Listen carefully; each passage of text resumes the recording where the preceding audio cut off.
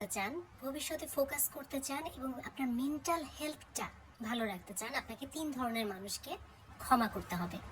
Number 1 হচ্ছে বাবা মা। বাবা মাও মানুষ, তারাও ভুলের ঊর্ধ্বে নয়।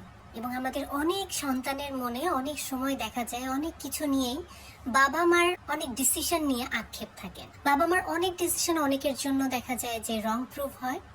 অনেক সময় দেখা যায় বাবা মার অনেক সিদ্ধান্তের কারণে অনেক ধরনের সাফারিংস তৈরি হয়। দেখা যায় তাদের চাওয়া পাওয়ার সাথে আমাদের চাওয়া পাওয়ার অনেক জায়গায় অনেক ধরনের ক্লাশ সৃষ্টি হয়। এগুলো নিয়ে আমরা মনের একটা কোণে খুব বড় ধরনের গার্জ পুষে রাখি এবং আমাদের মনের এই কষ্টটা এমন একটা কষ্ট যেটা কারোর সাথে শেয়ার করা যায় না, বলা যায় না, নিজের ভিতরে কুড়ে কুড়ে খায়। তো বাবা মাকে ক্ষমা করতে শিখেন। মনে রাখবেন যে তাদের জন্য আপনি একটা জীবন পেয়েছেন। জীবনটাকে একভাবে কাজে লাগাতে না পারলে অন্য কোনো ভাবে নিশ্চয়ই লাগানো সম্ভব।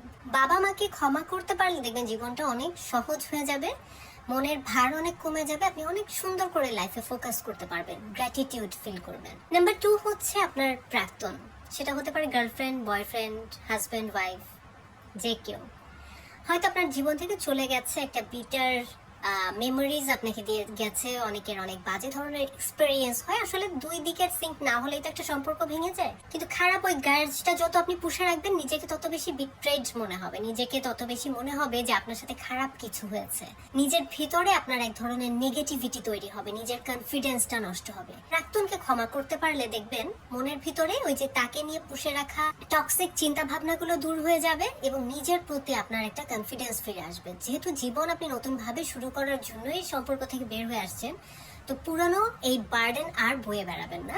নিজের ভিতর থেকে ক্ষমা করে দিতে পারাটাই হবে আপনার জন্য সব থেকে বেস্ট ডিসিশন। এবং সর্বোপরি যাকে আপনার ক্ষমা করতেই হবে সে হচ্ছে আপনি নিজে। নিজেকে নিজের ক্ষমা করতে শিখতে হবে। আমরা অনেক সময় দেখা যায় অনেক মানুষই সেলফ গিল্টিতে ভুগে নিজেদের জীবনটাকে একদম বিষিয়ে তুলি।